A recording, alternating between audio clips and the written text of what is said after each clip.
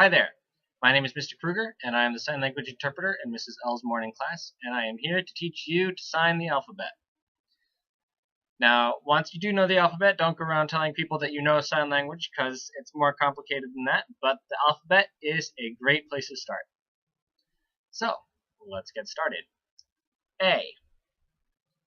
So A is like a thumbs up, only your thumb is still against the side, and when you might be inclined to curl your fingers in, don't.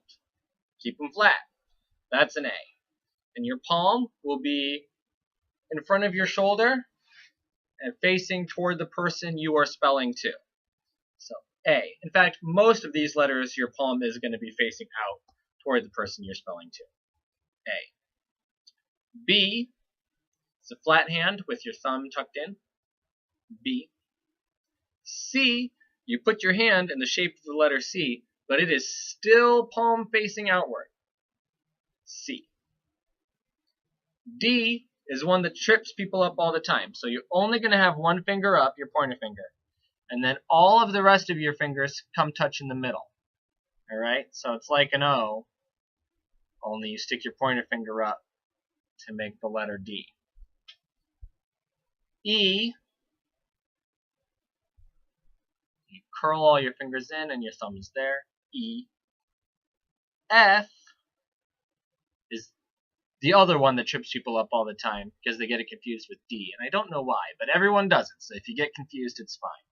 But for F, you have 3 fingers that are sticking up, and then only your pointer and thumb are together.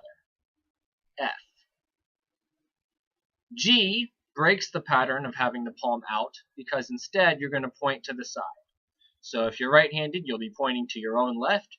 If you're left-handed, you will be pointing to your own right, but the palm will be facing toward yourself. G. And then H is the same as G, except it has 2 fingers out instead of 1. I, you have palm out, pinky up, thumb tucked over. And then J, you take that letter I and you scoop a letter J in the air. J. J. K, you make like a peace sign, only you stick your thumb against that bottom knuckle on your middle finger. K. So your middle finger is going to stick forward a little bit. It's not going to be flat. K. L, exactly as you would expect. M, you take your thumb and you tuck it underneath your 3 first fingers. It's M. So only your pinky is not over the top. M. Sometimes your M will be further forward and your fingers will dangle over the top. Both are fine. If it's up here or out here, doesn't matter. They both mean M. Same for the letter N, where now only 2 fingers are over the top and 2 fingers are down.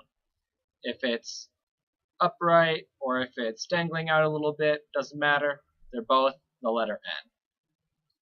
O looks like this. Again, you want to make an O, but as much as you might be inclined to make sure the other person can see through the hole, that's not correct. Correct is still palm facing toward the person. So O. Then P is just like your letter K, only now your middle finger is pointing toward the floor. P.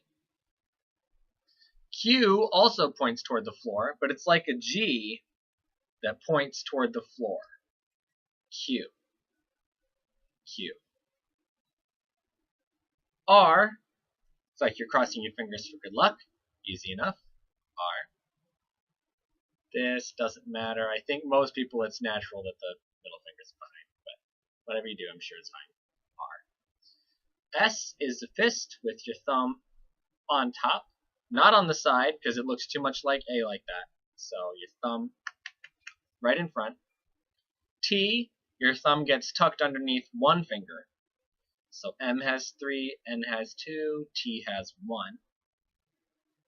U, you put 2 fingers up. It looks like an H, only it goes up. V, make a peace sign. Looks like a letter V. W, stick the ring finger up. Looks like a letter W.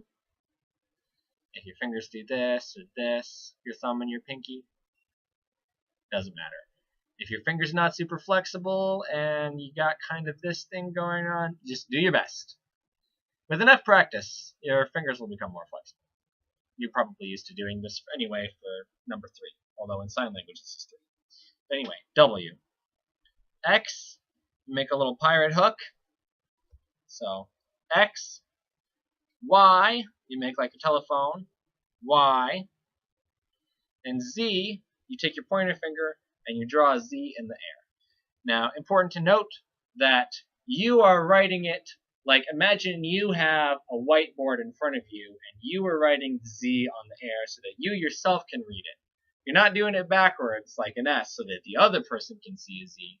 So when I sign Z, you kind of see a jaggedy S. But that is the correct way to do it. You're writing it for yourself. Z. So all together, A, B, C, D, E, F, G, H, I, J, K, L, M, N, O, P, Q, R, S, T, U, V, W, X, Y, Z. Happy practicing.